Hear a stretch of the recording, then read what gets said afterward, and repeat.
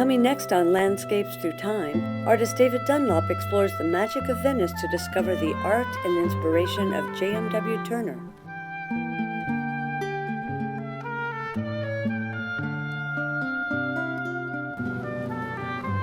Hi, I'm David Dunlop. I'm a landscape painter here in Venice.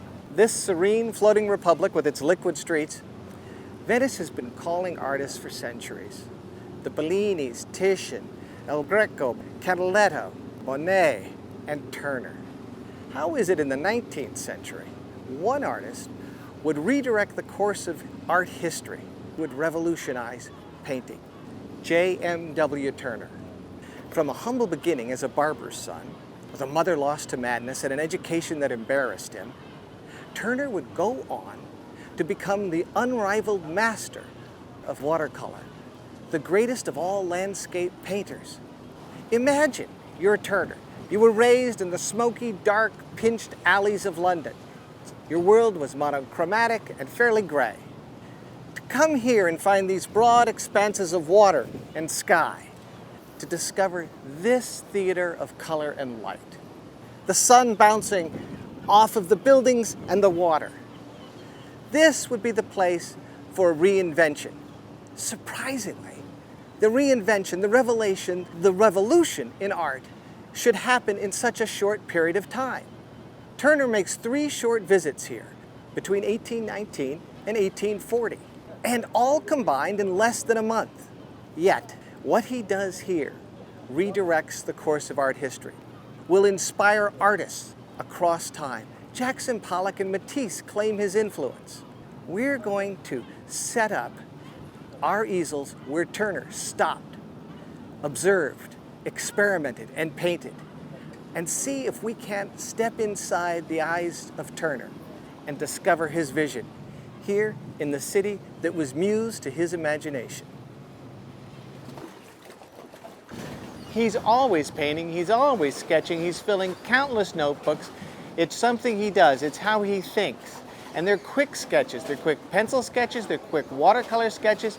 These are not finished pieces. These are meant as experiments for him to see what's going to happen, what can evolve, what are the possibilities in the watercolor. And sometimes the watercolors offer him possibilities for the oils. But he doesn't know what those are until he does the experiments. This is Turner's laboratory. What he does is he experiments with weather, meteorological conditions in his experiment with the watercolor. It's not just going to be a literal translation of the architecture. It's something entirely different. I have a few images of Turner's painted right in this area. And what I want to show you is this is a scene that's very close to where we are now, on the Grand Canal, looking out into the Bacino. And the hours he chooses are late in the day, the golden hour. This is the time when the sun is low and we get a lot of yellow and red light. It's a favorite of his. And we're going to try some of that right now with some of the exaggerations and the mutations that Turner allowed himself in painting this scene. Now the palette. The ultramarine blue, he used chrome yellow, an iron oxide like burnt sienna. This is vermilion and azurite blue and white. Okay, here we go. The underpaintings here are very warm and light, especially by this stage in his career. So if we were to mix, for example, this iron oxide and this yellow, we'll get a yellower base, but warmer than using the yellow by itself. That's a color he loves. As he painted this scene with very still water, he used the idea of reflection to create stronger verticals. We know from neuroscientists that we sustain our attention longer to verticals than we do to horizontals. So a horizontal picture with a number of verticals will help us sustain our attention. Because lights and darks were such an important aspect to him of the drama of the painting, finding the light is what's exciting, and that's what happens with the scrubbing. And the complementary effect of that blue and these yellows and oranges is something he found personally exciting. He'd read about it, he'd watched it, he'd experimented with it himself. He thought of himself as a scientific explorer as well as a poet. And an effect that is uncertain and, as he said, full of doubt, is a territory into which you can guess the appearance of clouds. If I want to put down a little bit of this red into here, something a little deeper violet, here's what happens if I add a white so you can see how it gets paler and grayer.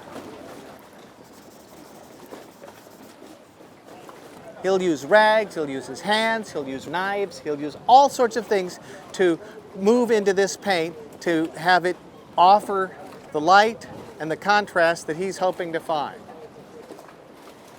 All light colors tend to expand and move forward, just as dark colors tend to recede and move back. And he's going to exploit that advance and retreat of value and color based on his studies of color and his own, of course, experience in the field. In Venice, he tells us, all you need to do is look. I'm David Dunlop. I'm a landscape painter.